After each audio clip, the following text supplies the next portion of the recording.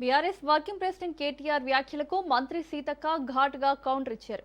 కుంగిన Medigadda barrage, మునిగిపోయిన మోటార్లు BRS అవినీతి పాలనకు శాశ్వత సాక్ష్యాలని విమర్శించారు.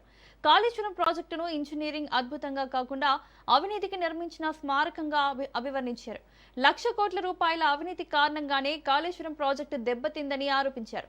మేడిగడ్డ బ్యారేజీలో నీళ్లు నింపడం ప్రమాదకరమని ఎన్డీఎస్ఏ స్పష్టంగా సూచించిందని, అందుకే ప్రభుత్వం నిపుణుల సలహాల మేరకు బాధ్యతాయుతంగా వ్యవహరిస్తోందని చెప్పారు. తమకు రాజకీయ డ్రామాలు చేసే అలవాటు లేదన్న సీతక్క, ఒకవేళ నీళ్లు నింపిన తర్వాత బ్యారేజీకి ఏదైనా జరిగి ప్రజల ప్రాణాలకు ప్రమాదం ఏర్పడితే దానికి కేసీఆర్, కేటీఆర్ బాధ్యత వహిస్తారా అని ప్రశ్నించారు.